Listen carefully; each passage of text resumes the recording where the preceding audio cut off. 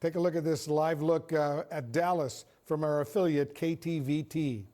Near Pittsburgh, the heaviest snow is yet to come, but forecasters say some areas could see a foot of snow before the storm tapers off tomorrow. This is what people awakened to this morning in Austin, Texas. Ice and snow blanketing the city as the worst of the storm blew through the region overnight. In Florence, Alabama, first responders found themselves in need of help. Their fire truck slid off the ice-covered road. No one was hurt, and an industrial tow team was able to pull it free. In the south, freezing rain has been the big problem. This is Clarksville, Tennessee. The state has seen more than half an inch of ice, causing widespread power outages. Indeed, across the U.S. right now, more than 900,000 homes and businesses are without power. Tennessee makes up almost a third of that. We're following all these late-breaking developments of this very, very dangerous monster storm. CNN's Gloria Pazmino is on the scene for us in New York right now. CNN meteorologist Allison Chinchar is over at the CNN Weather Center. Let's begin with you, Gloria. What is New York experiencing right now?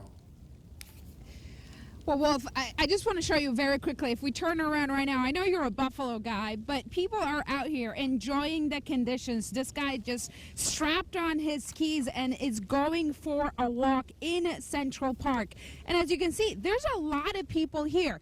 Even though I just spoke to Mayor Zohran Mamdani a few hours ago, and he was telling me he really is asking New Yorkers to stay inside. The reason for that is so that sanitation workers can get to work clearing the roads, cleaning up the sidewalks. So far, so good, he told me. The city has significantly increased the number of workers. Take a listen. We had initially had 2,000 DSNY workers for every 12-hour shift. That's now gone up to 2,500 people per 12-hour shift.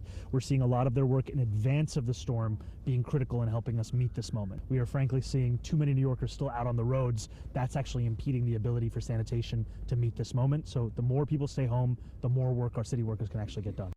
Well, also important here in New York City, the mayor announced earlier today that tomorrow the city schools, the public schools will be closed. The buildings will be closed, but students will be doing remote learning. That's big news for families and parents who, of course, need the time to be able to plan starting into the work week tomorrow. I also spoke to a handful of New Yorkers this morning, Wolf. You know, not much keeps people inside their home, and there's a lot of people trying to take in the scenery, trying to take in the storm, taking pictures, including one man who told me this morning he ran 7 miles. Take a listen. Why not? I mean, this is beautiful. I feel like when it snows, everything kind of slows down. Everything's calm. The city gets quiet. Looks like manageable right now. Are you well prepared, fully stocked? Yeah, we are. We did the grocery shopping. We got the car all taken care of, put in the garage. It's crazy out here. Yeah. I'm sick of it. You're sick of it? Yeah. Too cold? Too cold. So, Wolf, we are still expecting several more hours of snowfall, and the big question going into the evening will, of course, be the cleanup. A bit of a new test and a new challenge for this new administration from the new mayor. But so far, so good from what we have been seeing around on the roads here in Manhattan. Wolf. A lot of snow in New York City right now. All right, Gloria, thank you very much. I want to step back and get the big picture right now. Our meteorologist, Allison Chinchar, is over at the CNN Weather Center for us. Allison, what are you seeing? What does it look like? All right, so we've got a little bit of everything, Wolf. You've got your rain, you've got your snow, you've got your ice, and even the potential for tornadoes, because this is a very extreme storm system as it continues to make its way off to the north and east. You can see heavy snow right now across portions of Boston, Baltimore, Pittsburgh, Philadelphia, even across Youngstown, Ohio. Stretching down to the south, we're starting to see those temperatures warming back up, so the change over into rain for some folks in Alabama and Georgia and even Florida. But you've also got some thunderstorms down across the extreme south.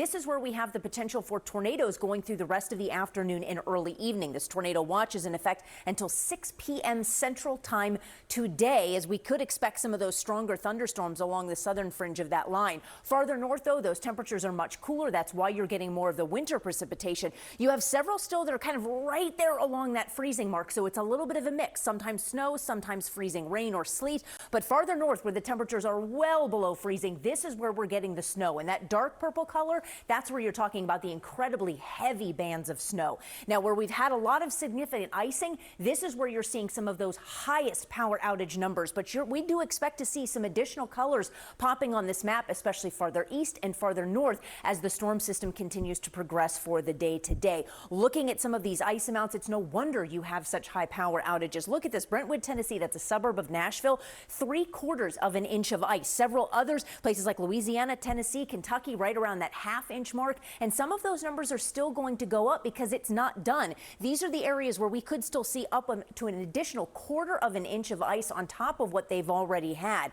Now, for the rest of the day today, the focus is really going to be the southeast, the mid-Atlantic, and the northeast before the system as a whole begins to finally wrap up by the time we get to Monday morning. That's a long time from now from my perspective here in Washington, D.C. All right, Allison Chinchar, thank you. And Gloria Pazbino, thanks to you as well. Bill Weir is with us in very snowy New York City. So, Bill, any signs that this is letting up? Not yet, Manu. I think we're going to be in for this inch an hour or so rate until prime time, and then it'll ease off. The forecast now for 8 inches. The greatest blizzard ever 10 years ago. The second greatest 10 years before that, but it looks like this one's going to break the streak of just epic 2-3 feet of snow on years that end in 6, but still enough to get the families out under the Manhattan Bridge. We don't get a lot of vertical drop in Brooklyn, so this is one of the key sledding hills here as well. You can't even see Manhattan across the East River in this whiteout condition here, but we've got thousands of snowplows on the streets of New York City, 700 salt spreaders, although at this temperature, salt doesn't work as well once it gets below 15 degrees or so. So they have to add brine to it a little bit, but the new mayor of New York City, Zohran Mamdani, promising that they are prepared. But the story around the rest of the country, this is so huge, it affects nearly 200 million people, and nearly 24 states have now declared a state of emergency. Let's go down to Kentucky, a place more familiar with roses and bluegrass than ice and blizzard conditions. Derek Van Dam, our meteorologist, is there. What's the latest, Derek? Yeah, they're also known for bourbon and horse races here where I'm at in Louisville, Kentucky, right? You're in a real-life snow globe, so am I. It's transitioned from that sleet and freezing rain to more of the lighter, fluffier snow.